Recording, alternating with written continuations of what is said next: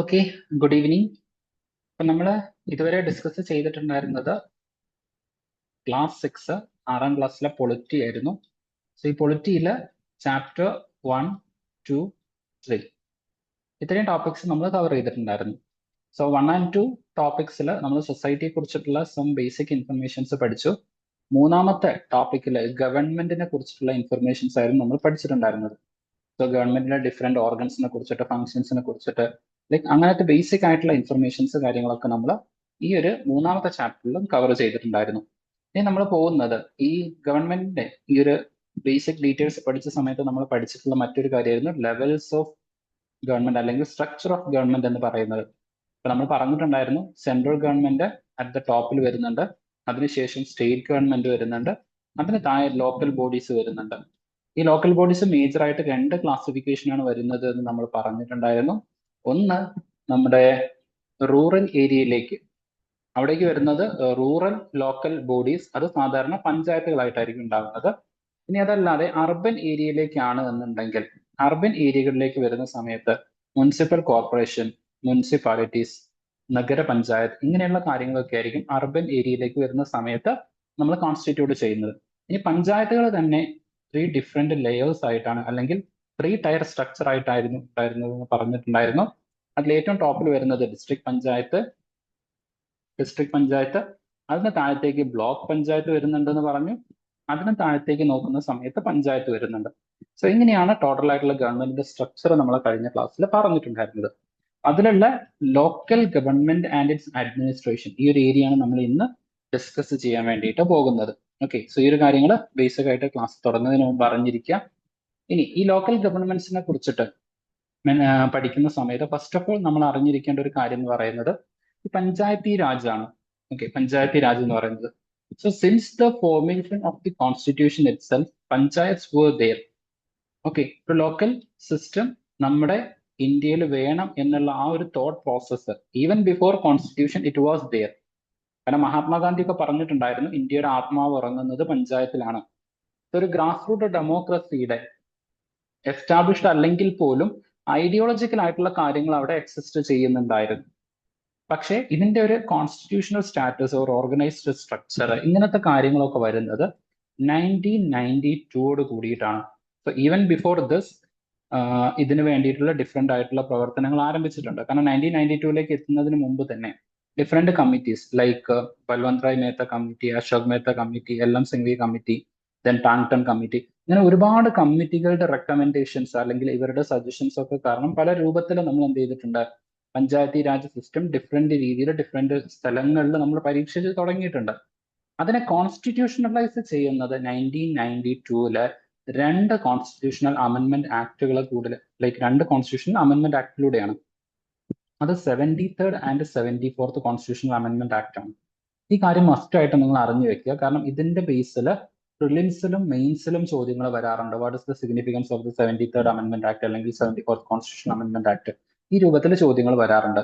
ഇപ്പൊ 73rd constitutional amendment act deals with panchayats. Okay, പഞ്ചായത്തുമായിട്ട് deal ചെയ്യുന്നതാണ് 73rd കോൺസ്റ്റിറ്റ്യൂഷണൽ അമെന്റ്മെന്റ് ആക്ട് എന്ന് പറയുന്നത്. 74th കോൺസ്റ്റിറ്റ്യൂഷണൽ അമെന്റ്മെന്റ് ആക്ട് മുനിസിപ്പാലിറ്റീസുമായിട്ടാണ് ഡീൽ ചെയ്യുന്നത്. ഓക്കെ, മുനിസിപ്പാലിറ്റീസുമായിട്ടാണ് ഡീൽ ചെയ്യുന്നത്. ഇനി ഈ പഞ്ചായത്തുകളുടെ കാര്യം മെൻഷൻ ചെയ്യുന്ന കോൺസ്റ്റിറ്റ്യൂഷനിലെ ഷെഡ്യൂൾ ഏതാണെന്ന് ചോദിച്ചു കഴിഞ്ഞാൽ അത് ഷെഡ്യൂൾ 11 ആണ്.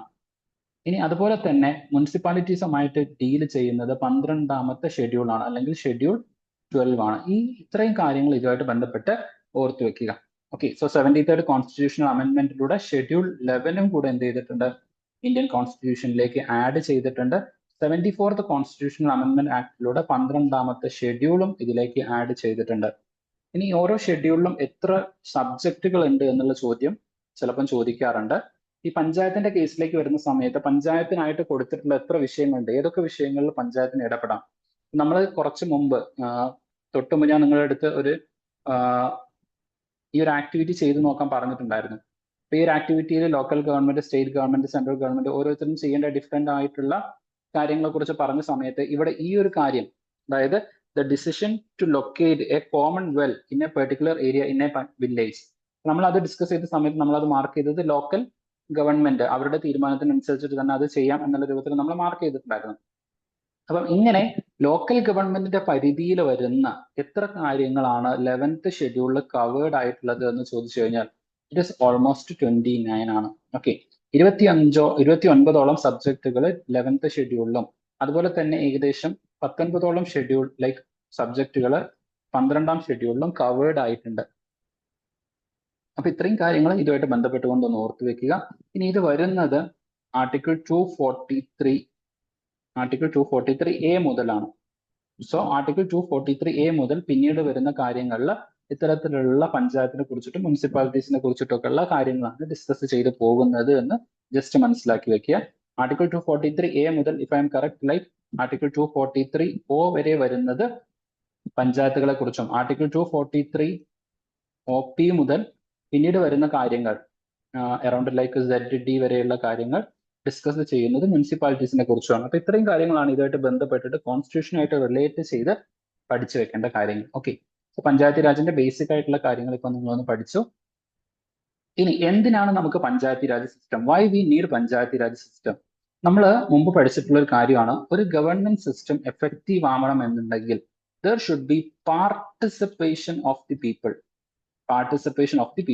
ഓക്കെ, പാർട്ടിസിപ്പേറ്ററി ഡെമോക്രസി അല്ലെങ്കിൽ പാർട്ടിസിപ്പേറ്റീവ് ഗവൺമെന്റ്സ്, പീപ്പിൾ പാർട്ടിസിപ്പേഷൻ, അതുപോലെ like people's campaign, okay, people's planning, ഇങ്ങനെയൊക്കെ ഡിഫറെന്റ് രൂപത്തിൽ ഇതിന്റെ ഡിഫറെന്റ് വേർഷൻസിനെ കുറിച്ച് ചിലപ്പോൾ നിങ്ങൾ കേട്ടിട്ടുണ്ടായിരിക്കും. അതായത് ഇപ്പൊ പോളിസി ഫോർമുലേഷൻ ആയാലും ഒരു പോളിസി ഉണ്ടാക്കുന്നത്, ആ പോളിസി ഉണ്ടാക്കുന്നതിൽ ജനങ്ങളുടെ പങ്കാളിത്തം വേണം. ആ പോളിസി ഇംപ്ലിമെന്റ് ചെയ്യുന്നതിൽ ജനങ്ങളുടെ പങ്കാളിത്തം വേണം. ഇനി അങ്ങനെ ഇംപ്ലിമെന്റ് ചെയ്തതിന് ശേഷം ആ പോളിസി റിവ്യൂ ചെയ്യുന്നതിന് ജനങ്ങളുടെ പങ്കാളിത്തം വേണം. ഇനി ആ പോളിസി റിവ്യൂ ചെയ്യുക മാത്രമല്ല, ആ പോളിസി ഓഡിറ്റ് ചെയ്യുന്നതിന് അതിനും എന്ത് വേണം? ജനങ്ങളുടെ പങ്കാളിത്തം വേണം.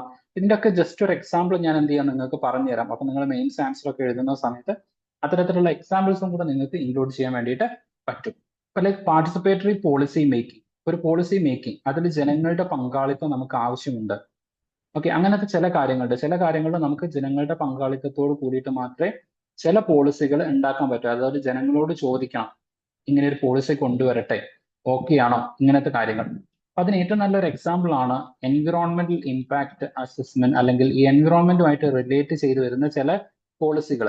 അപ്പൊ അതിന് വേണ്ടിയിട്ട് കരട് രേഖ, ഒരു വൈറ്റ് പേപ്പർ, ഒരു കരട് രേഖ ഗവൺമെന്റ് ചില സമയത്ത് റിലീസ് ചെയ്യാറുണ്ട്. ജനങ്ങൾക്ക് ഇതിന്റെ മുകളിലേക്കുള്ള സജഷൻസ് കൊടുക്കാം. അതായത് ഇങ്ങനെ ഒരു പോളിസി കൊണ്ടുവരാം, അല്ലെങ്കിൽ ഇങ്ങനെ ഒരു പോളിസി കൊണ്ടുവരരുത്. ഒരു പബ്ലിക് ഒപ്പീനിയൻ നോക്കിയതിന് ശേഷം ഗവൺമെന്റ് എന്ത് ചെയ്യും? അത്തരം പോളിസികൾ ഓക്കെ, ജനങ്ങൾ ഇതിന് നല്ലത് പറയുന്നുണ്ട്, സോ വി ക്യാൻ ഇംപ്ലിമെന്റ് എന്നുള്ള രൂപത്തിലേക്ക് ഗവൺമെന്റ് ഇംപ്ലിമെന്റ് ചെയ്യാറുണ്ട്. ഇനി അടുത്തതാണ് ഇംപ്ലിമെന്റേഷൻ. ചില കാര്യങ്ങളിൽ ജനങ്ങളുടെയും കൂടെ സപ്പോർട്ട് ഉണ്ടെങ്കിൽ മാത്രമേ ആ കാര്യം നടപ്പാവൂ. ഇപ്പൊ സേ ഫോർ എക്സാമ്പിൾ കോവിഡിന്റെ സമയത്ത് ഉണ്ടായിരുന്ന ലോക്ക്ഡൌൺ. ഈ ലോക്ക്ഡൌൺ സക്സസ് ആവണമെന്നുണ്ടെങ്കിൽ ഗവൺമെന്റ് കൊടുക്കുന്ന ഗൈഡ് ലൈൻസ് ജനങ്ങൾ പ്രോപ്പറായിട്ട് പാലിക്കണം. ഓക്കെ, അവരെന്ത് ചെയ്യണം? ഡിസ്റ്റൻസ് കീപ്പ് ചെയ്യണം. അപ്പൊ അങ്ങനെ ചെയ്തു കഴിഞ്ഞാൽ മാത്രമേ ആ കോവിഡിന്റെ സ്പ്രെഡ് കണ്ടെയ്ൻ ചെയ്യാൻ പറ്റുമായിരുന്നുള്ളൂ. അപ്പൊ ആ ഇംപ്ലിമെന്റേഷനിൽ എന്ത് വേണം? പീപ്പിൾസ് പാർട്ടിസിപ്പേഷൻ വേണം. അതുപോലെ ഗവൺമെന്റിന്റെ സൈഡിൽ നിന്നുള്ള ചില കാര്യങ്ങൾ അത് സാധാരണക്കാരിലേക്ക് എത്തിക്കുന്നതിനും ഇത്തരത്തിലുള്ള പാർട്ടിസിപ്പേഷൻ വേണം. ഇപ്പൊ സേ ഫോർ എക്സാമ്പിൾ ലൈക്ക് ഇന്ന് ലൈക്ക് നടക്കാൻ ഉദ്ദേശിക്കുന്ന മോക്ക് ഡ്രിൽ.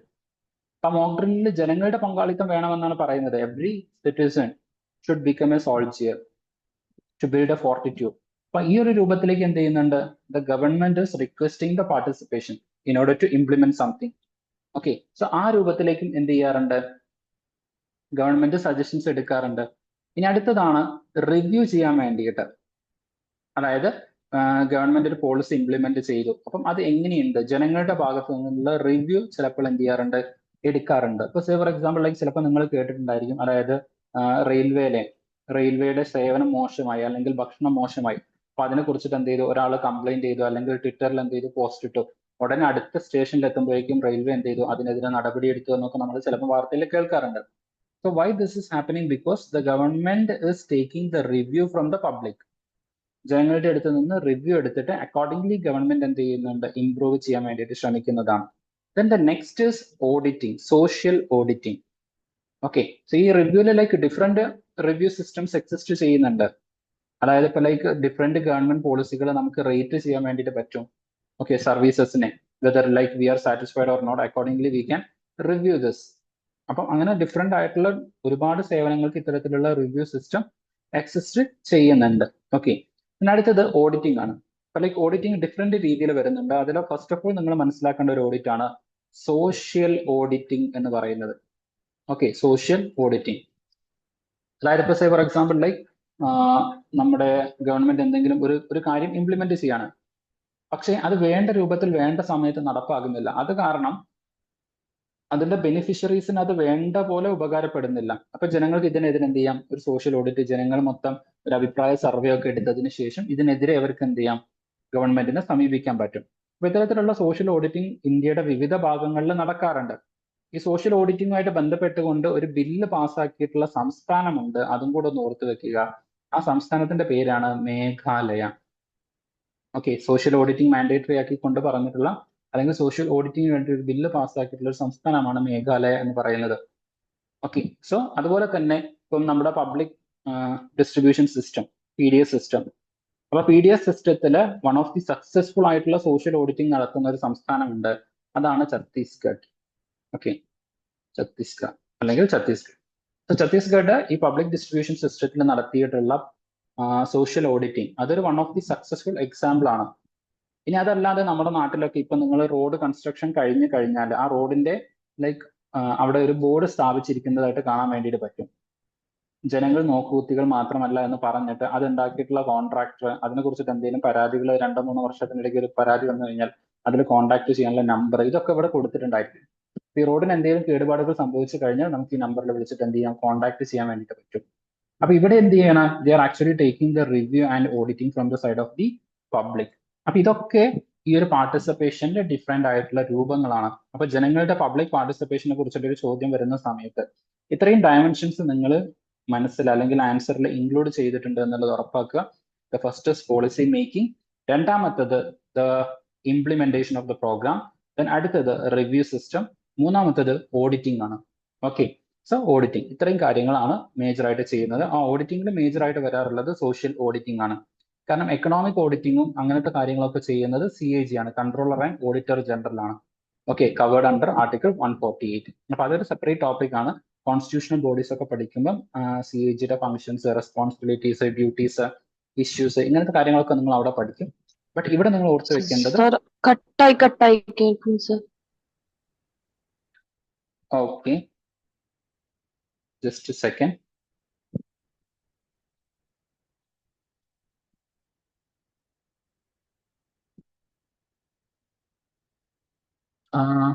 വൈഫൈ കണക്റ്റഡ് ആണ്, പ്രോപ്പർ ആയിട്ട് കേൾക്കുന്നില്ല, അല്ലെങ്കിൽ ലൈക്ക് വിട്ടു പോവാണ് ചെയ്യുന്നത്. ഇനി ലൈക്ക് അവിടുത്തെ നെറ്റ്വർക്കിന്റെ കുഴപ്പമാണോ? അല്ല, ഇപ്പൊ സാർ കുറച്ച് മുന്നേ പറഞ്ഞൊന്നും കേട്ടില്ലായിരുന്നു. ദാറ്റ് മീൻസ് ആ പാർട്ടിസിപ്പേഷന്റെ കാര്യം പറഞ്ഞ ശേഷം എന്തോ പറഞ്ഞ കേട്ടില്ല, കട്ടായി അതായത് പോയി. ലൈക്ക് ഓക്കെ, അതായത് ഓഡിബിൾ ആണ്. ഓക്കെ, അതായത് പാർട്ടിസിപ്പേഷന് മെയിൻ ആയിട്ട് നിങ്ങൾ മെയിൻസ് ആൻസർ ഒക്കെ എഴുതുന്ന സമയത്ത് ഒരു 4 ഡയമെൻഷൻസ് ഉണ്ട്, അത് കൃത്യമായിട്ട് ഫോളോ ചെയ്യണം എന്നുള്ളതാണ് ഞാൻ പറഞ്ഞത്.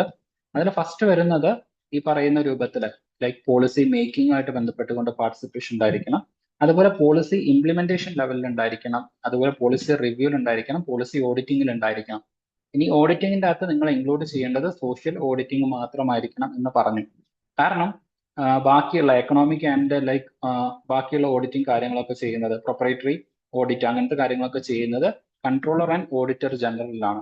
സോ അദ്ദേഹത്തിന് കവർ ചെയ്യുന്ന ആർട്ടിക്കിളാണ് 148. കോൺസ്റ്റിറ്റ്യൂഷനിലെ ആർട്ടിക്കിൾ 148 ആണ് കോൺസ്റ്റിറ്റ്യൂഷൻ, അതായത് CAG കൺട്രോളർ ആൻഡ് ഓഡിറ്റർ ജനറലിനെ കവർ ചെയ്യുന്നത്. അപ്പം ഈ കാര്യം നിങ്ങൾ പൊളിറ്റിയിൽ പഠിക്കും എന്നാണ് പറഞ്ഞത്. അവിടെ അദ്ദേഹത്തിന്റെ ഫംഗ്ഷൻസ്, റെസ്പോൺസിബിലിറ്റീസ്, ഡ്യൂട്ടീസ്, ഓക്കെ അങ്ങനത്തെ കാര്യങ്ങൾ, കോൺസ്റ്റിറ്റ്യൂഷണൽ സ്റ്റാറ്റസ്, ദെൻ റോള് അങ്ങനത്തെ കാര്യങ്ങളൊക്കെ അവിടെ നിങ്ങൾ പഠിക്കുന്നതായിരിക്കും. ഓക്കെ, സോ അത് ഇത്രയും കാര്യങ്ങളാണ് ഇപ്പൊ പറഞ്ഞത്. ബാക്കി ഇത്രയും കാര്യങ്ങൾ ജസ്റ്റ് ഇതുമായിട്ട് ബന്ധപ്പെട്ടുകൊണ്ടൊന്ന് ഓർത്ത് വെക്കേണ്ടതാണ്. ഇനി ജനങ്ങളുടെ, അതായത് 2 ഫോംസ് ഓഫ് പോളിസി മേക്കിംഗ് ഉണ്ട്, അതും കൂടെ ഇതിന്റെ കൂടെ ഓർത്ത് വെക്കുക. കാരണം ഈ ടേംസ് ഒക്കെ ഇനി അങ്ങോട്ടേക്ക് പൊളിറ്റി ക്ലാസ്സിൽ നിങ്ങൾ കേൾക്കാൻ പോകുന്നതാണ്. ഈ ടേംസ് ഒന്നും നിങ്ങൾക്ക് ഇനി പരിചയമില്ലാത്ത സിറ്റുവേഷൻ ഉണ്ടാവരുത്, അതുകൊണ്ടാണ് ഒക്കെ ഇവിടുന്ന് തന്നെ പഠിപ്പിച്ചു തരുന്നത്. സോ ഫസ്റ്റ് ഓഫ് ഓൾ നിങ്ങൾ ഓർത്തിരിക്കേണ്ട കാര്യം എന്ന് പറയുന്നത് top to bottom. Top to bottom. So top to bottom എന്ന് വെച്ച് കഴിഞ്ഞാൽ ഇപ്പൊ സെൻട്രൽ ഗവൺമെന്റ് ഒരു പോളിസി അല്ലെങ്കിൽ ഒരു കാര്യം ഉണ്ടാക്കും, അത് സ്റ്റേറ്റ് ഗവൺമെന്റിനോട് ഇംപ്ലിമെന്റ് ചെയ്യാൻ വേണ്ടിയിട്ട് പറയും. സ്റ്റേറ്റ് ഗവൺമെന്റ് അത് എന്ത് ചെയ്യും, ലോക്കൽ ബോഡീസിന് കൊടുക്കും, എന്നിട്ട് ലോക്കൽ ബോഡീസ് അത് എന്ത് ചെയ്യും, ഇംപ്ലിമെന്റ് ചെയ്യും. സോ ഇങ്ങനെ ഇംപ്ലിമെന്റ് ചെയ്യുന്ന സമയത്തുള്ള പ്രശ്നം എന്താന്ന് വെച്ച് കഴിഞ്ഞാൽ, ഇപ്പൊ say for example like poverty അലീവിയേഷന് വേണ്ടിയിട്ട് ഗവൺമെന്റ് എന്ത് ചെയ്യുന്നുണ്ട്, ഒരു ഹ്യൂജ് എമൗണ്ട് സ്പെൻഡ് ചെയ്യുകയാണ്. ഓക്കെ, അല്ലെങ്കിൽ like literacy. Okay, so literacy, ജനങ്ങൾക്ക് എഡ്യൂക്കേഷൻ കൊടുക്കാൻ വേണ്ടിയിട്ട് ബേസിക് ആയിട്ടുള്ള 5ാം ക്ലാസ് വരെയുള്ള എഡ്യൂക്കേഷൻ പ്രൊവൈഡ് ചെയ്യാൻ വേണ്ടിയിട്ട് ഗവൺമെന്റ് ഫണ്ട് കൊടുക്കുകയാണ്. അത് ഗവൺമെന്റ് എല്ലാ സംസ്ഥാനങ്ങൾക്കും ഒരേപോലെ കൊടുക്കുകയാണെന്നുണ്ടെങ്കിൽ നമ്മൾ കഴിഞ്ഞ ക്ലാസ്സിൽ പറഞ്ഞ പോലെ കേരളവും ബീഹാറും നിൽക്കുന്നുണ്ട്. So Kerala is like almost 100% literacy rate is there, like over 92% literacy rate is there in Kerala. So ഇതിന്റെ പരിധിയിൽ വരാത്ത ചില ഏരിയാസ് എന്ന് പറയുന്നത് ട്രൈബൽ ഏരിയാസ്, അങ്ങനെയുള്ള കുറച്ച് ഏരിയാസ് ആണ്. Apart from that most of the main stream Kerala is like literate. അപ്പൊ അങ്ങനെ വരുന്ന സമയത്ത് ഈ ഒരു ഫണ്ട് കേരള ഗവൺമെന്റിന് അത്രത്തോളം ഉപകാരപ്രദം ആയിരിക്കണമെന്നില്ല. നേരെ മറിച്ചിട്ട് കേരളത്തിന് ചിലപ്പം ഇൻവെസ്റ്റ്മെന്റ് ആയിരിക്കും ആവശ്യമുള്ളത്. ഓക്കെ, സോ അതല്ലെങ്കിൽ ചിലപ്പോൾ ലൈക്ക് റോഡ് കൺസ്ട്രക്ഷൻസ് ആയിരിക്കും, ഹൈവേസ് കൺസ്ട്രക്ട് ചെയ്യേണ്ടാവും, greenfield highways. Okay, or like even silver lines, whatever it may be. അപ്പൊ ഇത്തരത്തിലുള്ള റെയിൽവേ കൺസ്ട്രക്ഷൻസോ അല്ലെങ്കിൽ ലൈക്ക് ട്രാൻസ്പോർട്ടേഷൻ ഫെസിലിറ്റീസോ ഇൻവെസ്റ്റ്മെന്റ്സോ അങ്ങനത്തെ കാര്യങ്ങളൊക്കെ ആയിരിക്കും കേരളത്തിന് ആവശ്യമുള്ളത്.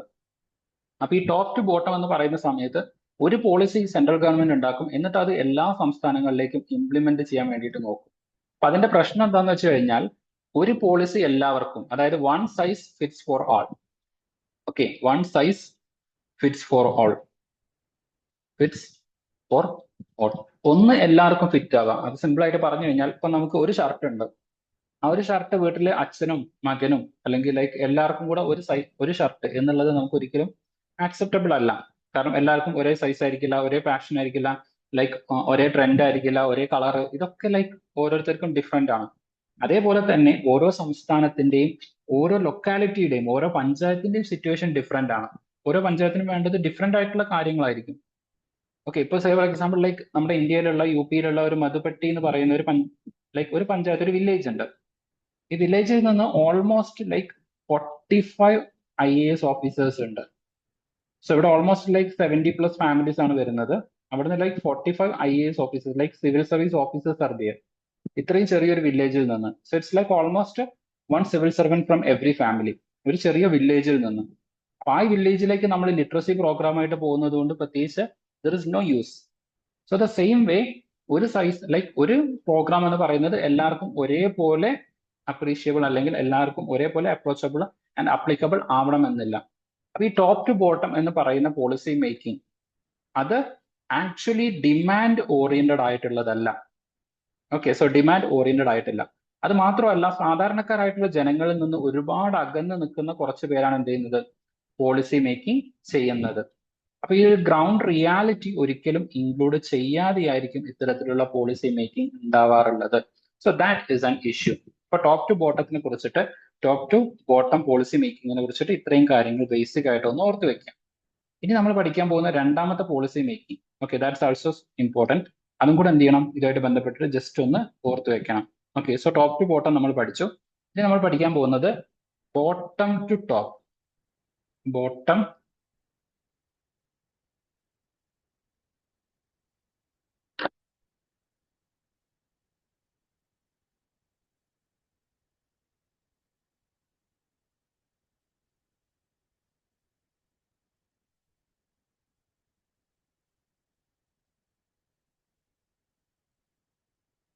ഹലോ. ആ സാർ കേൾക്കാം. Okay, fine. So just in case audio clear ആവുന്നില്ലെങ്കിൽ ഒന്ന് പറയണേ. പറയാം. ഓക്കെ, സോ അടുത്തതാണ് bottom to top approach. Bottom to top approach.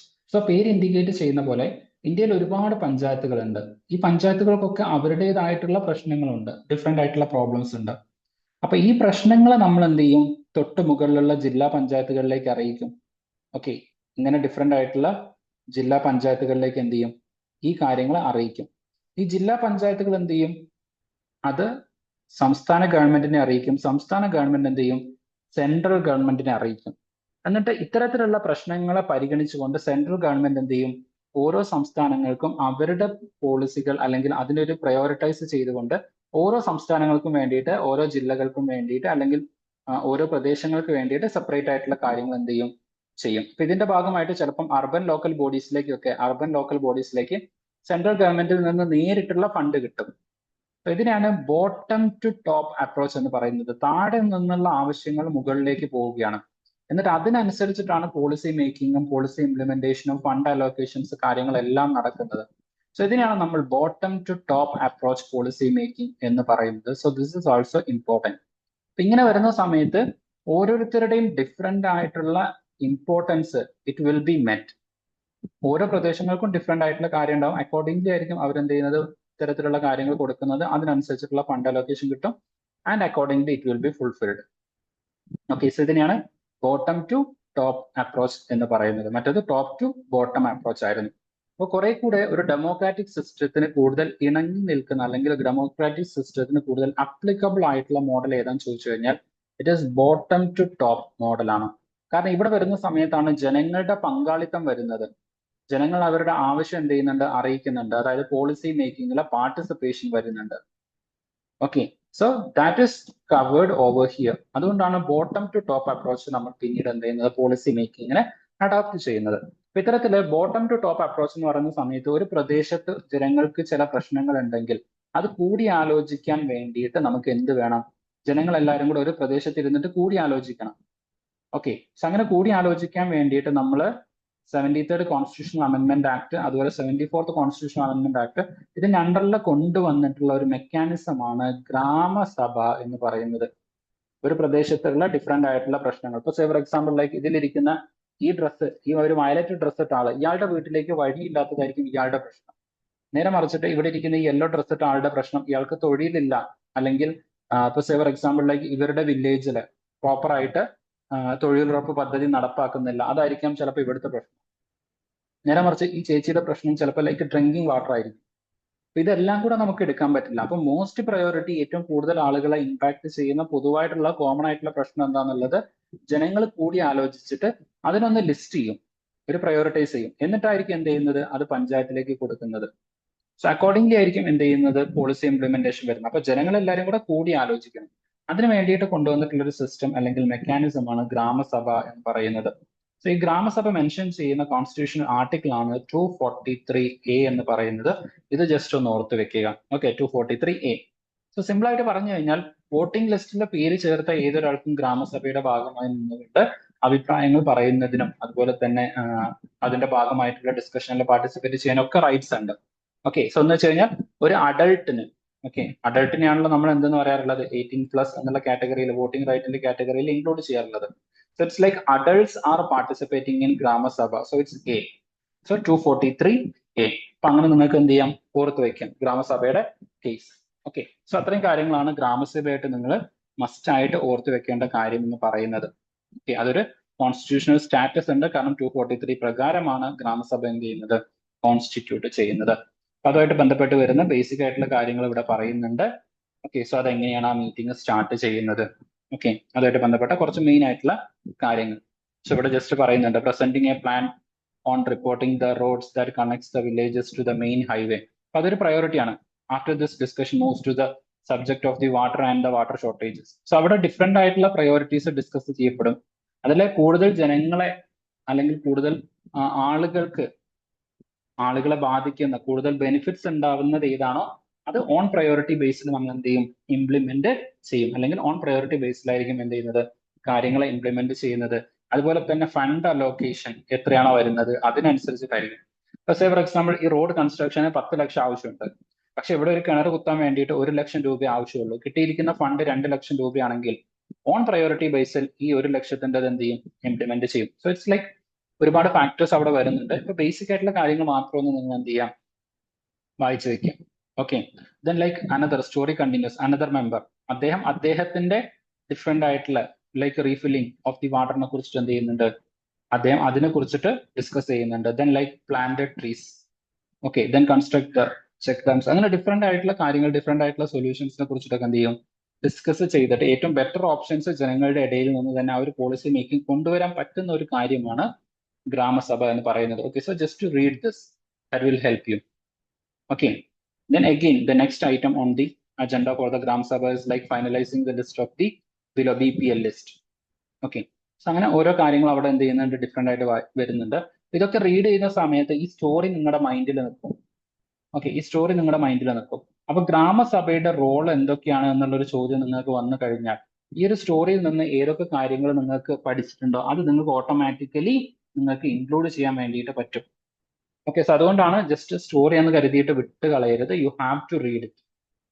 Okay, then okay. as we said, yeah, Grama Sabha is a key factor in making the Grama Panchayat play its role and the responsibility. So it's like ഗ്രാമസഭയിൽ നിന്ന് കിട്ടുന്ന ഇൻപുട്ടിന്റെ ബേസിലായിരിക്കും പലപ്പോഴും പഞ്ചായത്തുകൾ എന്ത് ചെയ്യുന്നത്, work ചെയ്യുന്നത്, അല്ലെങ്കിൽ അവരുടെ പോളിസികൾ ഇംപ്ലിമെന്റ് ചെയ്യുന്നത്. ഓക്കെ, അത്രയും കാര്യങ്ങൾ അതുമായിട്ട് എന്ത് ചെയ്യാം, ജസ്റ്റ് ഒന്ന് ഓർത്ത് വെക്കാം. ദെൻ ഇവിടെ സിമ്പിൾ ആയിട്ട് ഗ്രാമപഞ്ചായത്തിന്റെ വർക്കുകൾ, ഇവിടെ ഗ്രാമപഞ്ചായത്താണ്. നിങ്ങൾ പഠിക്കുന്ന സമയത്ത് ഗ്രാമസഭയും, ഓക്കെ, ഗ്രാമസഭയും ഗ്രാമപഞ്ചായത്തും രണ്ടും രണ്ടാണ് എന്നത് ഓർത്ത് വെക്കാം. കാരണം ഗ്രാമപഞ്ചായത്തിൽ എലക്റ്റഡ് മെമ്പേഴ്സ് ആണ്, അതിന് വേണ്ടിയിട്ട് ലോക്കൽ ബോഡി ഇലക്ഷൻസ് നടക്കും. പക്ഷെ ഗ്രാമസഭ എന്ന് പറയുന്നത് 18+ ആയിട്ടുള്ള എല്ലാവർക്കും, ആ ഒരു പ്രദേശത്ത് റെസിഡൻസ് ആയിട്ടുള്ള എല്ലാവർക്കും പാർട്ടിസിപ്പേറ്റ് ചെയ്യാൻ പറ്റുന്ന സാധനമാണ് ഗ്രാമസഭ. നേരെ മറിച്ച് ഗ്രാമപഞ്ചായത്ത് എന്ന് പറയുന്നത് എലക്റ്റഡ് ആയിട്ടുള്ള ആൾക്കാർക്ക്, അതുപോലെ പോളിസി മേക്കിംഗ്, ആ ഒരു ലോക്കൽ ബോഡി ആണെന്നുള്ള ആ ഒരു ഡിഫറൻസ് മനസ്സിൽ വെച്ചുകൊണ്ട് വായിക്കാം. ഇവിടെ എത്തുന്ന സമയത്ത് ഗ്രാമപഞ്ചായത്തിനെ കുറിച്ചിട്ടാണ് പറയുന്നത്. സോ അതിന്റെ ഫംഗ്ഷൻസ് അല്ലെങ്കിൽ വർക്ക് എന്തൊക്കെയാണെന്ന് ചോദിച്ചു കഴിഞ്ഞാൽ, first one is like construction and maintenance of the water source, road, drainage, school buildings and other common properties and resources. ഇവിടെ റോഡ്സ് എന്ന് പറഞ്ഞിരിക്കുന്നത് ലോക്കൽ റോഡ്സ് ആണ്. അതായത് നാഷണൽ ഹൈവേ ഉണ്ട്. നാഷണൽ ഹൈവേ എന്ന് പറയുന്നത് most of the time national government ആണ്. Most of the time നല്ല like that belongs to the central government ആണ്. അടുത്തത് സ്റ്റേറ്റ് ഹൈവേസ് ഉണ്ട്. ഇതിന്റെ മെയിൻ്റെനൻസ് എന്ന് പറയുന്നത്, അല്ലെങ്കിൽ ഇതിന്റെ കൺസ്ട്രക്ഷൻസ് കാര്യങ്ങളൊക്കെ ചെയ്യുന്നത് സ്റ്റേറ്റ് ഗവൺമെന്റ് ആണ്. ഇനി അതല്ലാതെ ഗ്രാം സഡക് യോജന അല്ലെങ്കിൽ ഗ്രാം സഡക്, ഓക്കെ, അതായത് വില്ലേജുകളിലൂടെയുള്ള ഇത്തരത്തിലുള്ള ലൈക്ക് റോഡുകൾ ഉണ്ടായിരിക്കും. അതിനെയാണ് ആര് നടത്തുന്നത്, ലോക്കൽ ബോഡീസ് മെയിൻറ്റെയിൻ ചെയ്യുന്നത്. ഓക്കെ, അതിന്റെ കൺസ്ട്രക്ഷനും കാര്യം. റോഡിന്റെ കേസിൽ ഇങ്ങനെ ഒരു ഡിഫറൻസ് ഉണ്ട് എന്നുള്ളത് ജസ്റ്റ് ഒന്ന് ഓർത്ത് വെക്കുക. എല്ലാത്തിലും ഈ റോഡുകൾ കവർ ചെയ്ത് വരുന്നുണ്ട്. ഓക്കെ, ട്രാൻസ്പോർട്ടേഷൻ എന്ന് പറയുന്നത്. Then ലെവിങ് and collecting local taxes. ചില ടാക്സുകളൊക്കെ കളക്ട് ചെയ്യുന്നത് ഗ്രാമപഞ്ചായത്തുകളാണ്. അതിന്റെ ഡീറ്റെയിൽസ് നിങ്ങൾ കുറച്ചുകൂടെ കഴിയുന്ന സമയത്ത് പഠിക്കും, ഏതൊക്കെ ടാക്സുകളാണ് ഗ്രാമപഞ്ചായത്ത് കളക്ട് ചെയ്യുന്നത് എന്നുള്ളത്. പക്ഷേ ഫോർ എക്സാമ്പിൾ ലൈക്ക് ഒരു പ്രൊഫഷണൽ ടാക്സ് ഉണ്ട്, പ്രൊഫഷണൽ ടാക്സ്. ഓക്കെ, സോ ഈ പ്രൊഫഷണൽ ടാക്സ് കളക്ട് ചെയ്യുന്നത് ഗ്രാമപഞ്ചായത്താണ്. ഇത് റീസെന്റ് ലൈക്ക് ഇൻട്രൊഡ്യൂസ് ചെയ്തിട്ടുള്ളതാണ്. അതായത് ഒരാളുടെ അടുത്ത് നിന്ന് ഒരു ചെറിയ എമൗണ്ട് കളക്ട് ചെയ്യാം. ലോക്കൽ ബോഡീസിന്റെ അല്ലെങ്കിൽ പഞ്ചായത്തുകളുടെ ഒക്കെ ഫൈനാൻസ് അല്ലെ റവന്യൂ, അവരുടെ വരുമാനം ഒന്ന് സ്ട്രെങ്തൻ ചെയ്യുന്നതിന് വേണ്ടിയിട്ട് കൊണ്ടുവന്നിട്ടുള്ള ഒരു ടാക്സ് ആണ്. അതിന്റെ ഡീറ്റെയിൽസ് ഒന്നും ഇപ്പോൾ പഠിക്കുന്നത്, കുറച്ചുകൂടെ കഴിയുമ്പോൾ നിങ്ങൾ അത് എന്തായാലും ഡീറ്റെയിൽ ആയിട്ട് പഠിക്കും. ജസ്റ്റ് ഞാൻ എക്സാമ്പിൾ ആയിട്ട് ഇപ്പോൾ പറയുന്നു എന്നുള്ളത് മാത്രം. ഓക്കെ, സോ ഏതെങ്കിലും ഏരിയ ഞാൻ ആസ് ഡീറ്റെയിൽ ആയിട്ട് ഡിസ്കസ് ചെയ്യാതെ വിട്ടു പോകുന്നുണ്ടെങ്കിൽ അല്ലെങ്കിൽ വിട്ട് കളയുന്നുണ്ടെങ്കിൽ അത് ഡീറ്റെയിൽ ആയിട്ട് തന്നെ നിങ്ങൾ പഠിക്കും. ഓക്കെ, ഇതിന്റെ പോസിറ്റീവ്സ്, കോൺസ്, അങ്ങനെ അതൊക്കെ ഒരുപാട് ഡീറ്റെയിൽ ആയിട്ട് നിങ്ങൾ പഠിക്കേണ്ടതാണ്. അപ്പൊ ആ സമയത്ത് അത് ഡീറ്റെയിൽ ആയിട്ട് പഠിക്കും. ഇവിടെ ചില കാര്യങ്ങളൊക്കെ ഇങ്ങനെ ഉണ്ട് എന്ന് മാത്രം നിങ്ങൾ അറിഞ്ഞു വെച്ചാൽ മതി. Okay, then the next is executing government schemes related to generating employment in the village. For example, like നമ്മൾ നേരത്തെ പറഞ്ഞ പോലെ Mahatma Gandhi National Rural Employment Guarantee Programme, അതായത് തൊഴിലുറപ്പ് പദ്ധതി. Okay, Mahatma Gandhi National Rural Livelihood Programme. Okay, so ഇത് നമ്മുടെ നാട്ടിലെ തൊഴിലുറപ്പ് പദ്ധതി എന്നറിയപ്പെടും. സോ ഇതിന്റെ ഇംപ്ലിമെന്റേഷൻ, ഇതിനുള്ള വേജ് ഡിസ്ട്രിബ്യൂഷൻ, ഇങ്ങനത്തെ കാര്യങ്ങളൊക്കെ ചെയ്യുന്നത് നമ്മുടെ പഞ്ചായത്തുകളാണ്. ഓക്കെ, ഇങ്ങനത്തെ കാര്യങ്ങളൊക്കെ ചെയ്യുന്നത് MG നരേഗ. ഓക്കെ, സോ ഇങ്ങനത്തെ കാര്യങ്ങളൊക്കെ ചെയ്യുന്നത് നമ്മുടെ ലോക്കൽ ബോഡീസ് ആണ്. അപ്പൊ അത് ജസ്റ്റ് ഒന്ന് ഓർത്ത് വെക്കുക. പിന്നെ ഇത് റൂറൽ ഏരിയയിലേക്കുള്ളതാണ് ഈ പറയുന്ന Mahatma Gandhi National Rural employment. So as the name indicate, this is for the rural bodies. അപ്പൊ സ്വാഭാവികമായിട്ടും നമ്മുടെ അർബൻ ഏരിയയിലേക്ക് എന്തില്ല, അർബൻ ഏരിയയിലേക്ക് ഇത്തരത്തിലുള്ള ഒരു employment guarantee scheme at present ഇല്ല എന്നതും കൂടെ ഒന്ന് ഓർത്ത് വെക്കുക. ഓക്കെ, സോ അതുകൊണ്ട് മുനിസിപ്പാലിറ്റിക്ക് ഇതിൽ റോള് വരുന്നില്ല. ഓക്കെ, മേജർ ആയിട്ട് പഞ്ചായത്തിന് മാത്രമേ ഈ ഒരു റോള് വരികയുള്ളൂ. Then the next is source of funds for the panchayat. എന്തൊക്കെയാണ് ഒരു പഞ്ചായത്തിനുള്ള ഡിഫറെന്റ് സോഴ്സ് ഓഫ് ഫണ്ട്? നേരത്തെ പറഞ്ഞ പോലെ കളക്ഷൻ ഓഫ് ടാക്സസ് വരുന്നുണ്ട്. Okay, that is from house, market price, ഇങ്ങനെയൊക്കെ വരുന്നുണ്ട്. Then government scheme funds received through various departments of the government through Janpad and Zilla panchayat. So government നേരിട്ട് എന്ത് ചെയ്യാറുണ്ട്, ചില സമയത്ത് ഫണ്ടുകൾ കൊടുക്കാറുണ്ട്. ഇപ്പൊ നേരത്തെ ഞാൻ പറഞ്ഞ പോലെ പ്രധാനമന്ത്രി ഗ്രാം സഡക് യോജന.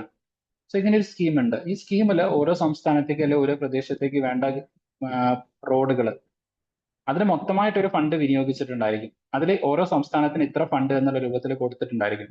ഈ ഫണ്ട് ഇത്രയാണ് എന്ന് ഡിസ്കസ് ചെയ്യാൻ അല്ലെങ്കിൽ ഇത്രയാണ് എന്നുള്ള രൂപത്തിൽ ഫിക്സ് ചെയ്യാൻ കാരണം എന്ന് വെച്ച് കഴിഞ്ഞാൽ ഇപ്പൊ നമ്മുടെ കേരളത്തിലുള്ള കുറെ പഞ്ചായത്തുകൾ അതിൽ ഒരു 100 പഞ്ചായത്ത് ഉണ്ടെങ്കിൽ അതിലൊരു 50 പഞ്ചായത്തുകൾ ഞങ്ങൾ നാട്ടിലുള്ള റോഡ് നന്നാക്കണം എന്ന് പറഞ്ഞിട്ട് പ്രപ്പോസൽ കൊടുത്തിട്ടുണ്ടായിരിക്കും. അപ്പൊ ഇവരുടെ കാര്യം കൺസിഡർ ചെയ്തുകൊണ്ട് ഇപ്പൊ ഫോർ എക്സാമ്പിൾ ഒരു 500 കോടി രൂപ കേരളത്തിലെ എല്ലാ പഞ്ചായത്തുകളിലെയും കൂടെ റോഡ് നന്നാക്കാൻ വേണ്ടി ആവശ്യമുണ്ടായിരിക്കും. അതായിരിക്കും ഗവൺമെന്റിന് ഇവിടെ കൊടുത്തിട്ടുള്ളത്. അക്കോർഡിംഗ്ലി ഏതൊക്കെ പഞ്ചായത്തുകളിലേക്കാണോ ഈ റോഡ് നന്നാക്കാൻ വേണ്ടിയിട്ട് ഫണ്ട് പാസ്സായത് അതെന്ത് ചെയ്യും, ആ സ്റ്റേറ്റ് ഗവൺമെന്റ് ലോക്കൽ ബോഡീസിന് എന്ത് ചെയ്യും, ഡിസ്ട്രിബ്യൂട്ട് ചെയ്യും. അക്കോർഡിംഗ്ലി എന്ത് ചെയ്യും, ഈ കാര്യങ്ങൾ ഇംപ്ലിമെന്റ് ചെയ്യും. അപ്പൊ സെൻട്രൽ ഗവൺമെന്റിൽ നിന്ന് ഇതുപോലെ എന്ത് ചെയ്യാറുണ്ട്, ഫണ്ട് കിട്ടാറുണ്ട്.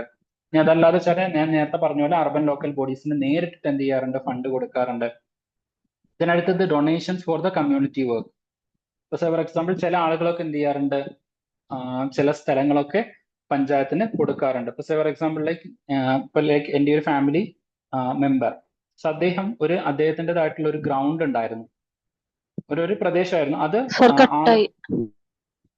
Okay, just A second.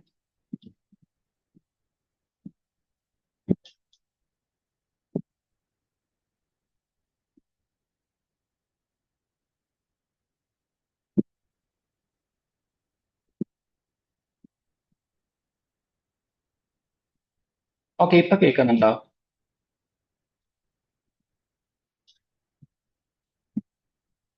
Hello, ഇപ്പൊ കേൾക്കുന്നുണ്ടോ?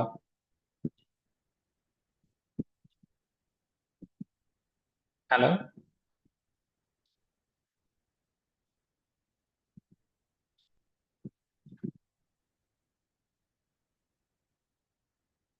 ഞാൻ പറയുന്നത് ഇപ്പൊ കേൾക്കുന്നുണ്ടോ? ആ കേൾക്കുന്നു. ഇടക്ക് മാത്രം ഒന്ന് ഒരു ഇത് വരുന്നുണ്ട്, വിട്ട് വിട്ട് കേൾക്കും. ഓക്കെ, അത് ഞാൻ നെറ്റ്വർക്ക് മാറിയത് തന്നെയായിരുന്നു. Okay, so okay. ഇപ്പൊ എൻ്റെ ഒരു ഫാമിലി മെമ്പർ ഉണ്ട്. സോ അദ്ദേഹം ഒരു ഫുട്ബോൾ ഭ്രാന്തനാണ്. സോ ആളെന്ത് ചെയ്തു, അദ്ദേഹത്തിന്റെ കീഴിലുണ്ടായിരുന്ന കുറച്ച് സ്ഥലം അത് ഗ്രൗണ്ടായിട്ട് കീപ്പ് ചെയ്യണം എന്ന് പറഞ്ഞുകൊണ്ട് ആ പ്രദേശം പഞ്ചായത്തിന് വിട്ടുകൊടുത്തിട്ടുണ്ടായിരുന്നു. അങ്ങനെ പഞ്ചായത്തിന് അത് വിട്ടുകൊടുക്കുന്ന സമയത്ത് സ്വാഭാവികമായിട്ടും ഇതൊരു കമ്മ്യൂണിറ്റി വർക്കിന് വേണ്ടിയിട്ട് അദ്ദേഹം കൊടുത്തിട്ടുള്ളതാണ്. അതുപോലെ ചില ആളുകൾ എന്ത് ചെയ്യാറുണ്ട്, കിണറുകൾ വിട്ടുകൊടുക്കാറുണ്ട് പഞ്ചായത്ത് പർപ്പസിന് വേണ്ടിയിട്ട്, പബ്ലിക് ആയിട്ടുള്ള വാട്ടർ ടാങ്കുകളായിട്ട് വിട്ടുകൊടുക്കാറുണ്ട്. അപ്പൊ ഇങ്ങനെ പബ്ലിക് ആയിട്ട് കിട്ടുന്ന ഡൊണേഷൻസും എന്ത് ചെയ്യാറുണ്ട്, പഞ്ചായത്തുകായിട്ട് ഒരു റവന്യൂ ആയിട്ട് നമുക്ക് കൺസിഡർ ചെയ്യാം. So this are the different ways of the revenue to the panchayat. Okay, so ഇതൊക്കെ ഡീറ്റെയിൽ ആയിട്ട് അതിന്റെ കോൺസ്റ്റിറ്റ്യൂഷൻ സൈഡ് കാര്യങ്ങളൊക്കെ നിങ്ങൾ കുറച്ചുകൂടെ കഴിയുന്ന സമയത്ത് വളരെ ഡീറ്റെയിൽ ആയിട്ട് പഠിക്കും. ഇതിനടുത്തത് ഗ്രാമസഭയായിട്ട് ബന്ധപ്പെട്ടുള്ള ഒരു കാര്യം ഇവിടെ പറയുന്നുണ്ട്. അതായത് ചില സ്ഥലങ്ങളിൽ നന്നായിട്ട് ഗ്രാമസഭ ഓർഗനൈസ്ഡ് ആയിട്ട് നടക്കുന്ന ചില പ്രദേശങ്ങളിൽ ഓരോ പർപ്പസിന് വേണ്ടിയിട്ടും ഡിഫറെന്റ് കമ്മിറ്റീസ് ഫോം ചെയ്യാറുണ്ട്. ഇപ്പൊ പബ്ലിക് വർക്കുമായിട്ട് ബന്ധപ്പെട്ടുകൊണ്ട് ഒരു കമ്മിറ്റി, അതുപോലെ ഫോർ എക്സാമ്പിൾ ഇറിഗേഷൻ വർക്കുമായിട്ട്, റോഡുമായിട്ട് ബന്ധപ്പെട്ടിട്ട്, ഓക്കെ, ഓർ ട്രാൻസ്പോർട്ടേഷനുമായിട്ട് ബന്ധപ്പെട്ടിട്ട്, ഇങ്ങനെ ഓരോന്നിന് വേണ്ടിയിട്ട് ഡിഫറെന്റ് ആയിട്ടുള്ള കമ്മിറ്റീസ് ഫോം ചെയ്യാറുണ്ട്. ദെൻ അതുപോലെ എംപ്ലോയ്മെന്റ് ആയിട്ട് ബന്ധപ്പെട്ടിട്ട്, എഡ്യൂക്കേഷനുമായിട്ട് ബന്ധപ്പെട്ടിട്ട്, സോ ഇങ്ങനെയൊക്കെ നമ്മൾ ഡിഫറെന്റ് കമ്മിറ്റീസ് എന്ത് ചെയ്യാറുണ്ട്, ഫോം ചെയ്യാറുണ്ട്. അത് എന്തിനാന്ന് വെച്ച് കഴിഞ്ഞാൽ പ്രോപ്പർ ആയിട്ടുള്ള ഡിസ്കഷൻസ് ഇൻക്ലൂഡ് ചെയ്യാൻ വേണ്ടിയിട്ട്. ഇപ്പൊ ഒരു ഗ്രാമസഭയിൽ നമ്മൾ ഡിസ്കസ് ചെയ്യാൻ വേണ്ടിയിട്ട് കുറെ പേര് ഒരുമിച്ചിരുന്നത്, എല്ലാവരോടും ഡിസ്കസ് ചെയ്യാൻ പറഞ്ഞു കഴിഞ്ഞാൽ ഓരോരുത്തരും ഡിഫറെന്റ് ആയിട്ടുള്ള ആവശ്യമായിരിക്കും ഉന്നയിക്കുന്നത്. അപ്പൊ അതിന് പകരം ഫസ്റ്റ് എടുക്കുന്നത് എംപ്ലോയ്മെന്റ് ആണ്. സോ എംപ്ലോയ്മെന്റ് ആയിട്ട് ബന്ധപ്പെട്ടിട്ടുള്ള ഫസ്റ്റ് ഡിസ്കഷൻ വരും. അപ്പൊ ആ സമയത്ത് ആ ഗ്രാമസഭയിൽ നിന്ന് ഉയർന്നു വരുന്ന കാര്യങ്ങൾ മുഴുവൻ എന്ത് ചെയ്യും, ഈ കമ്മിറ്റി നോട്ട് ചെയ്ത് വെക്കും. ദെൻ അടുത്ത ഇഷ്യൂ നമ്മൾ എടുക്കും, ഇറിഗേഷൻ. അപ്പൊ അതുമായിട്ട് ബന്ധപ്പെട്ട് വരുന്ന കാര്യങ്ങളൊക്കെ എന്ത് ചെയ്യും, ഇതിൽ ഇൻക്ലൂഡ് ചെയ്യും. പിന്നെ അടുത്തത് പബ്ലിക് വർക്ക്, അതുമായിട്ട് ബന്ധപ്പെട്ട് വരുന്ന കാര്യങ്ങൾ ഇൻക്ലൂഡ് ചെയ്യും. ദെൻ എഡ്യൂക്കേഷനായിട്ട് ബന്ധപ്പെട്ട് വരുന്ന കാര്യങ്ങളൊക്കെ നമ്മൾ ഇൻക്ലൂഡ് ചെയ്യും.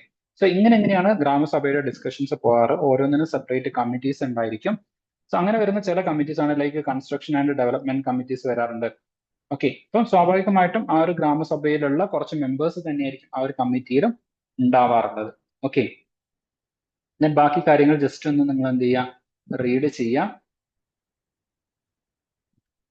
ദെൻ ഇപ്പൊ സെൻട്രൽ ഗവൺമെന്റ് ഏതെങ്കിലും ഗവൺമെന്റ്സ് അല്ലെങ്കിൽ ഏതെങ്കിലും പഞ്ചായത്തുകളൊക്കെ നന്നായിട്ട് പെർഫോം ചെയ്യുന്നുണ്ടെങ്കിൽ അവർക്കൊക്കെ ഡിഫറെന്റ് ആയിട്ടുള്ള പുരസ്കാരങ്ങൾ കൊടുക്കാറുണ്ട്. അങ്ങനെയുള്ള ഒരു പുരസ്കാരമാണ് നിർമ്മൽ ഗ്രാം പുരസ്കാർ.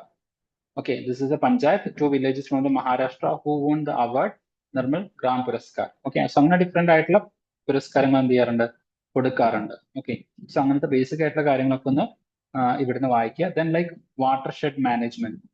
ഓക്കെ, സോ അതായത് ഒരു വാട്ടർ ബോഡി അതിന്റെ നിയർ ബൈ ഏരിയ, അതിനെയാണ് നമ്മൾ ടോട്ടലി വാട്ടർ ഷെഡ് എന്ന് പറയാറുള്ളത്.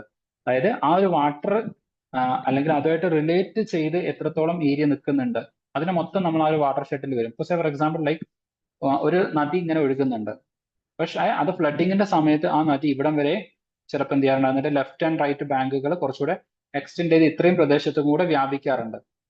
ഇനി അതല്ലാതെ ഇതുമായിട്ട് ബന്ധപ്പെട്ടിട്ട് ഇതിലേക്ക് ഒഴുകുന്ന ചില നദികൾ ഇതിന്റെ കരയിലൊക്കെ ഉണ്ടാവും. അപ്പം ഇതെല്ലാം കൂടെ ഇൻക്ലൂഡ് ചെയ്യുന്ന ഏരിയയാണ് നമ്മൾ വാട്ടർ ഷെഡ് എന്ന് പറയുന്നത്. ഈ റിവർ മാത്രമല്ല, അതുമായിട്ട് ബന്ധപ്പെട്ട് അതിന്റെ എക്സ്റ്റൻഷൻ വരുന്ന ഏരിയാസ്, അതിലേക്ക് ഒഴുകി വരുന്ന നദികൾ, അതിൽ നിന്ന് ഒഴുകി പോകുന്ന നദികൾ, ഇതെല്ലാം കൂടെ കൂടുന്നതിനെയാണ് നമ്മൾ വാട്ടർ ഷെഡ്, അതായത് ഒരു ഇൻക്ലൂസീവ് അപ്രോച്ച് ആണ് വാട്ടർ ഷെഡ് മാനേജ്മെന്റ് എന്ന് പറയുന്നത്.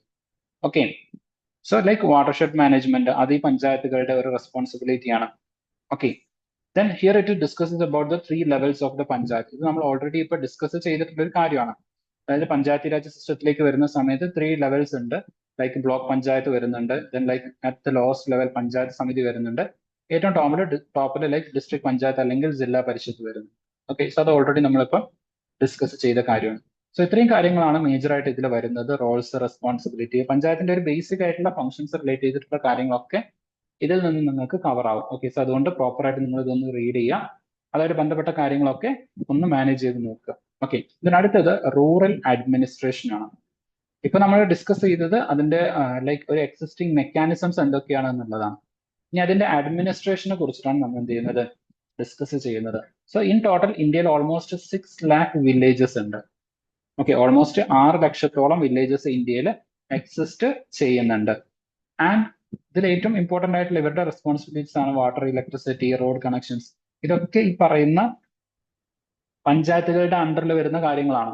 ഒരുപാട് കാര്യങ്ങൾ പഞ്ചായത്തിന് വേണ്ടിയിട്ട് എന്ത് ചെയ്യാറുണ്ട്, നോക്കി നടത്തേണ്ടതായിട്ടുണ്ട്. അപ്പം അതിന്റെയൊക്കെ എങ്ങനെയാണ് ഒരു മാനേജ്മെന്റ് വരുന്നത്, ഈ ഒരു കാര്യമാണ് ഇവിടെ ജസ്റ്റ് ഡിസ്കസ് ചെയ്യുന്നത്. നമ്മൾ ഇതുവരെ ഡിസ്കസ് ചെയ്ത കാര്യങ്ങൾ തന്നെയാണ്, ബട്ട് അതിന്റെ കുറച്ചൊരു ഡെപ്തിലുള്ള കൺസെപ്റ്റുവൽ ആയിട്ടുള്ള കാര്യം നിങ്ങൾക്ക് ഇത് റീഡ് ചെയ്യുന്ന സമയത്ത് കിട്ടും.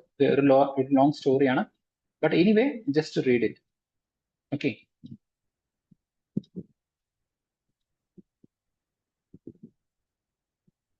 ദെൻ ലൈക്ക് ഇതുമായിട്ട് ബന്ധപ്പെട്ട് വരുന്ന ലൈക്ക് അറ്റ് ദ ലോക്കൽ ലെവലില് അല്ലെങ്കിൽ ഒരു റൂറൽ ഏരിയയിൽ വരുന്ന മേജർ ആയിട്ടുള്ള അഡ്മിനിസ്ട്രേറ്റീവ് ഓഫീസുകൾ ഏതൊക്കെയാണെന്ന് ചോദിച്ചു കഴിഞ്ഞാൽ, one major office like the police station.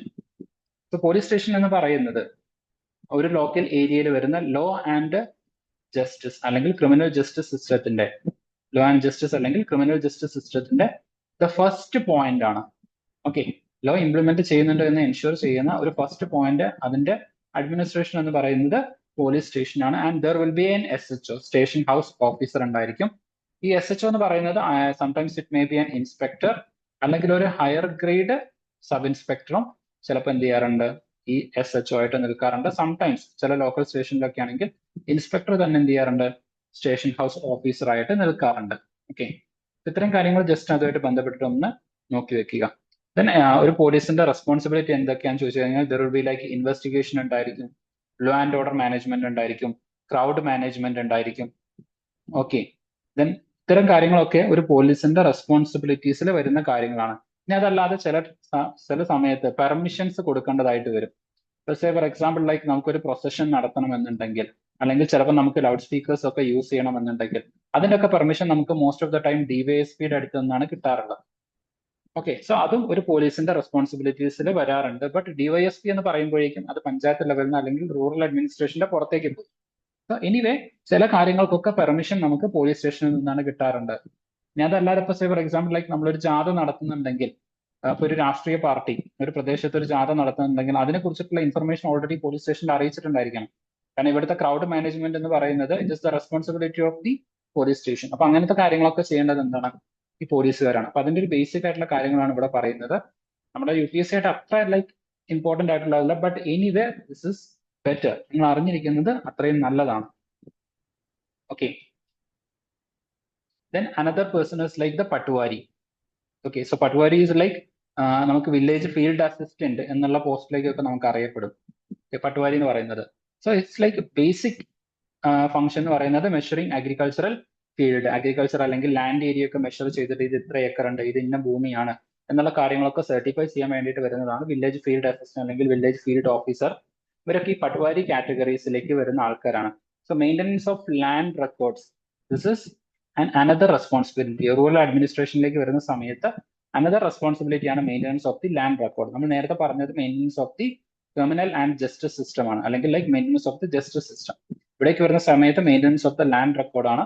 അത് മേജർ ആയിട്ട് വരുന്നത് like village officer, then comes like the patwaris, village field officer അല്ലെങ്കിൽ വില്ലേജ് ഫീൽഡ് അസിസ്റ്റന്റ്. ഇവരൊക്കെയാണ് പിന്നീട് ഇതിന്റെ അണ്ടറിൽ വരുന്ന ആൾക്കാർ എന്ന് പറയുന്നത്. ഓക്കെ, അതിന് ഡിഫറെന്റ് ആയിട്ടുള്ള പേരുകളും കാര്യങ്ങളൊക്കെ കൊടുക്കുന്നുണ്ട്. Anyway you just read it. ഇത്രയും ആളുകളെയാണ് എന്നുള്ളത് മാത്രം ഓർത്ത് വെക്കുക. ഡിഫറെന്റ് പേരുകൾ ഇവിടെ കാണാം. കാർഡ്, ലേക്പാൽ, അതേഴ്സ് ലൈക്ക് കനുങ്കോ, ഇതൊക്കെ ലൈക്ക് ഈ പറയുന്ന പോലെ വില്ലേജ് ഫീൽഡ് ഓഫീസർ അല്ലെങ്കിൽ വില്ലേജ് ഫീൽഡ് അസിസ്റ്റന്റിന്റെ ഡിഫറെന്റ് ആയിട്ട് ഓരോ പ്രദേശത്ത് വരുന്ന പേരുകളാണ്. ഓക്കെ, ദെൻ പട്ടുവാരിയുടെ അനദർ അല്ലെങ്കിൽ ഈ വില്ലേജ് ഫീൽഡ് അസിസ്റ്റന്റ് അല്ലെങ്കിൽ വില്ലേജ് ഫീൽഡ് ഓഫീസറുടെ മറ്റ് റെസ്പോൺസിബിലിറ്റീസും കൂടെ ഇവിടെ പറയുന്നുണ്ട്. Is also responsible for organising and collecting the land revenue from the farmers and providing information to the government about the crops grown in this area. ഓരോ പ്രദേശത്തും വളരുന്ന ക്രോപ്പുകളെ കുറിച്ചിട്ടൊക്കെ കൃത്യമായിട്ടുള്ള ഇൻഫർമേഷൻസ് ഗവൺമെന്റിന് പ്രൊവൈഡ് ചെയ്യുന്നതും ഇത്തരത്തിലുള്ള ഓഫീസേഴ്സ് ആണ്. കാരണം നമ്മൾ ബഡ്ജറ്റ് വരുന്ന സമയത്ത് നിങ്ങൾ ബഡ്ജറ്റിൽ കാണാറുണ്ട് ചില സമയത്ത്, ഫോർ എക്സാമ്പിൾ ലൈക്ക് ഇന്ത്യയിൽ കഴിഞ്ഞ വർഷം റൈസ് ഗ്രോ ചെയ്തിരുന്നത് for example like 24 million hectare പ്രദേശത്തായിരുന്നു. Now it has declined in to 22.3 million hectares. ഇപ്പൊ ഗവൺമെന്റിന് ഈ ഡാറ്റ എവിടെ നിന്ന് കിട്ടുന്നു എന്ന് ചോദിച്ചു കഴിഞ്ഞാൽ, government is getting this data from this kinds of survey or the informations provided by the patwaris. അപ്പൊ ഇത്തരത്തിലുള്ള ബേസിക് ആയിട്ടുള്ള ഡാറ്റ കാര്യങ്ങളൊക്കെ തിരിച്ച് ഗവൺമെന്റിലേക്ക് പ്രൊവൈഡ് ചെയ്യുക എന്ന് പറയുന്നതും ഇത്തരത്തിലുള്ള പട്ടുവാരീസിന്റെ റെസ്പോൺസിബിലിറ്റി ആണ് എന്നുള്ളത് ഒന്ന് മനസ്സിലാക്കി വെക്കുക. ഓക്കെ, സോ ഇത്രയും കാര്യങ്ങളാണ് അതായിട്ട് ബന്ധപ്പെട്ടുകൊണ്ട് വരേണ്ടത്. സോ ദിസ് ഇസ് ലൈക്ക് കർസ റെക്കോർഡ് എന്ന് വെച്ച് കഴിഞ്ഞാൽ ലൈക്ക് ലാൻഡ് റെക്കോർഡ്, ബേസിക്കലി അതുമായിട്ട് ബന്ധപ്പെട്ട് കീപ്പ് ചെയ്യുന്ന ലാൻഡ് റെക്കോർഡ് കാര്യങ്ങളാണ്. അത്ര ഇമ്പോർട്ടന്റ് അല്ല, ജസ്റ്റ് വേണമെങ്കിൽ നിങ്ങൾക്കൊന്ന് നോക്കാം നിങ്ങളുടെ ഒരു ഓവറോൾ അണ്ടർസ്റ്റാൻഡിങ്ങിന് വേണ്ടിയിട്ട്. ഓക്കെ, ദെൻ നമ്മുടെ ഓവറോൾ ഈ റവന്യൂ അഡ്മിനിസ്ട്രേഷൻ സിസ്റ്റമായിട്ട് ബന്ധപ്പെട്ടുകൊണ്ട് സത്യത്തിൽ ലൈക്ക് കളക്ടർ എന്ന് പറയുന്നത്, അതായത് ഡിസ്ട്രിക്ട് കളക്ടർ എന്ന് പറയുന്നത്, he's the highest revenue officer when it comes to a district. ഒരു ഡിസ്ട്രിക്റ്റിലെ ഒരു ഹയസ്റ്റ് റവന്യൂ ഓഫീസറാണ് ഒരു കളക്ടർ എന്ന് പറയുന്നത്. പിന്നീട് ഒരു ബ്ലോക്ക് ലെവലിലേക്ക് അല്ലെങ്കിൽ അതിന്റെ താഴത്തേക്കൊക്കെ വരുന്ന സമയത്തിലേക്ക് തഹസിൽദാർ വരുന്നുണ്ടായിരിക്കും. അതിന് താഴെ ഒരു വില്ലേജ് ലെവലിലേക്കൊക്കെ വരുന്ന സമയത്ത് വില്ലേജ് ഓഫീസേഴ്സ് ഉണ്ടായിരിക്കും. സോ ഇതൊരു ഡിസ്ട്രിക്ട് ലെവലിലാണെങ്കിൽ ഇവിടെ ഒരു ബ്ലോക്ക് ലെവലിലേക്ക് വരുന്ന സമയത്ത് ഒരു തഹസിൽദാർ ആയിരിക്കും, അല്ലെങ്കിൽ ഒരു BDO ആയിരിക്കും, ബ്ലോക്ക് ഡെവലപ്മെന്റ് ഓഫീസർ ആയിരിക്കും. ഓക്കെ, സോ ഡിസ്ട്രിക്ട് ലെവലിൽ ഒരു ഡിസ്ട്രിക്ട് ഡെവലപ്മെന്റ് ഓഫീസർ ഉണ്ടായിരിക്കും. ലൈക്ക് അതിന്റെയും ലൈക്ക് ഒരു ഹയർ ഓഫീസർ ആയിട്ട് കളക്ടേഴ്സ് ഉണ്ടായിരിക്കും. ഓക്കെ, അല്ലെങ്കിൽ ഡിസ്ട്രിക്ട് മജിസ്ട്രേറ്റ് ഉണ്ടായിരിക്കും. Then village officer at the lowest ലെവലിൽ ഉണ്ടായിരിക്കും. സോ ഇത്തരത്തിലുള്ള ഒരു ഡിവിഷൻ സിസ്റ്റത്തിനെ കുറിച്ചിട്ടാണ് ഇവിടെ പറയുന്നത് റവന്യൂ അഡ്മിനിസ്ട്രേഷന് വേണ്ടിയിട്ട്. So you can see like district collector, tahsildar. Okay, so അങ്ങനത്തെ ബേസിക് ആയിട്ടുള്ള കാര്യങ്ങളൊക്കെ ഇവിടെ പറയുന്നുണ്ട്. So you can read about it. Okay,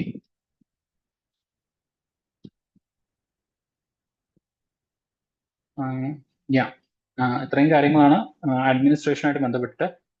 ഇത് അത്രത്തോളം ഇമ്പോർട്ടന്റ് ആയിട്ടുള്ള ഒരു ചാപ്റ്റർ അല്ല, ബട്ട് മോർ ഇമ്പോർട്ടന്റ് ചാപ്റ്റർ നമ്മൾ ഇതിനു മുമ്പ് ഡിസ്കസ് ചെയ്ത ചാപ്റ്റർ ആണ്. That is very very important ആയിട്ടുള്ള ചാപ്റ്റർ ആണ് ആ ഒരു ഗവേണൻസിനെ കുറിച്ചിട്ടുള്ളത്. ഈ ഒരു അഡ്മിനിസ്ട്രേഷൻ നമുക്ക് അത്രയും ഇമ്പോർട്ടന്റ് ആയിട്ടുള്ള ഒരു കാര്യമല്ല. ഈ സെയിം പാറ്റേണിൽ വരുന്നതാണ് അർബൻ അഡ്മിനിസ്ട്രേഷൻ. നമ്മൾ റൂറൽ അഡ്മിനിസ്ട്രേഷൻ കണ്ട പോലെ തന്നെ വരുന്ന ഒരു കാര്യമാണ് അർബൻ അഡ്മിനിസ്ട്രേഷൻ. ഈ ഒരു അഡ്മിനിസ്ട്രേറ്റീവ് പെർസ്പെക്റ്റീവ് ഡിസ്കസ് ചെയ്യുന്നത് കൊണ്ട് അത്രത്തോളം ഇമ്പോർട്ടന്റ് അല്ല.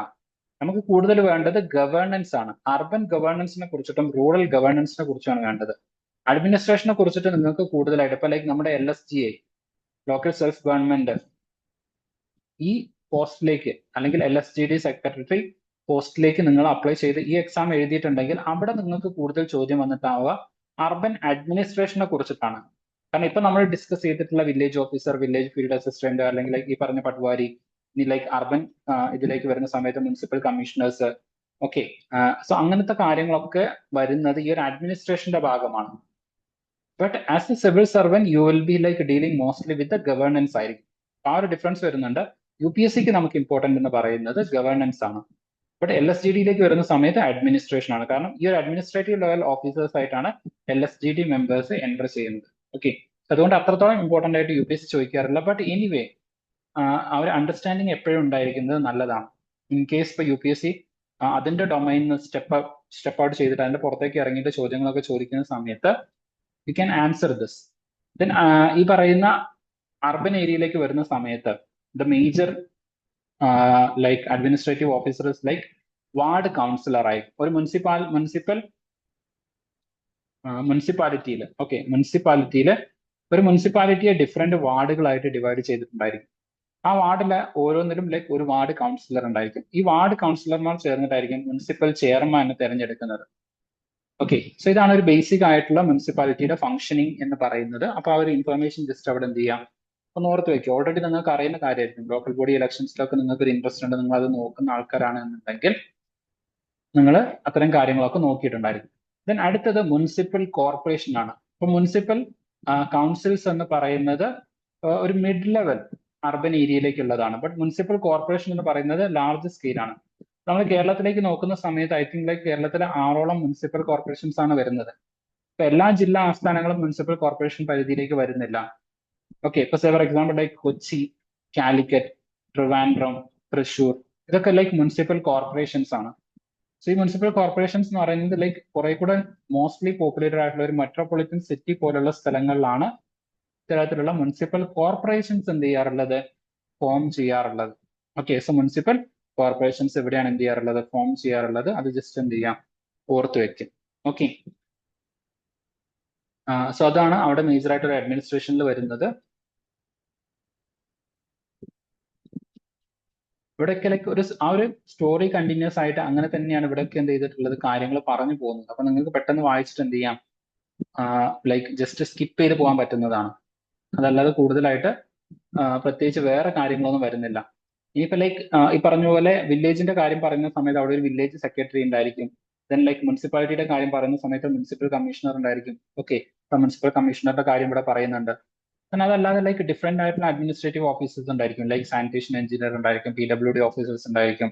ദെൻ ലൈക്ക് എഞ്ചിനീയറിംഗ് ഡിപ്പാർട്ട്മെന്റിലെ അസിസ്റ്റന്റ് എഞ്ചിനീയേഴ്സ്, അങ്ങനെ ലൈക്ക് ഡിഫറെന്റ് ആയിട്ടുള്ള പോസ്റ്റുകൾ. ഇതൊക്കെ അഡ്മിനിസ്ട്രേഷനായിട്ട് ബന്ധപ്പെട്ടിട്ട് വരുന്ന ആൾക്കാരാണ്. ഓക്കെ, സോ ഇത്രയും കാര്യങ്ങൾ മേജർ ആയിട്ട് വരുന്നുള്ളൂ. അഡ്മിനിസ്ട്രേഷൻ അത്രത്തോളം ഇമ്പോർട്ടന്റ് ആയിട്ടുള്ളതല്ല. ഈ രണ്ട് ചാപ്റ്റേഴ്സ്, അതായത് ചാപ്റ്റർ 5ഉം 6ഉം ജസ്റ്റ് ഒന്ന് റീഡ് ചെയ്യുക. ബട്ട് 4ാമത്തെ chapter you have to repeatedly read it. ഒരു പോയിന്റ് മിസ് ചെയ്യാതെ റിപ്പീറ്റ് ആയിട്ട് നിങ്ങൾ എന്ത് ചെയ്തിട്ടുണ്ടായിരിക്കണം, റീഡ് ചെയ്തിട്ടുണ്ടായിരിക്കണം.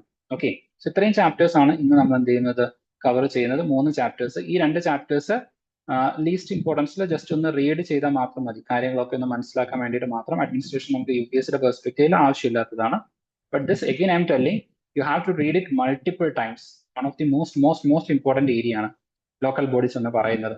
അപ്പം അത് മെയിൻസ് പെർസ്പെക്റ്റീവിൽ ഒരുപാട് ചോദ്യങ്ങൾ പല രൂപത്തിൽ വരാറുണ്ട്. ആ ഫംഗ്ഷൻസ് ഒക്കെ കറക്റ്റ് ആയിട്ട് നിങ്ങൾക്ക് മനസ്സിലാക്കി എഴുതണമെന്നുണ്ടെങ്കിൽ ഈ ചാപ്റ്റർ നല്ല തറവായിട്ട് നിങ്ങൾ പഠിച്ചിട്ടുണ്ടായിരിക്കണം. ഓക്കെ,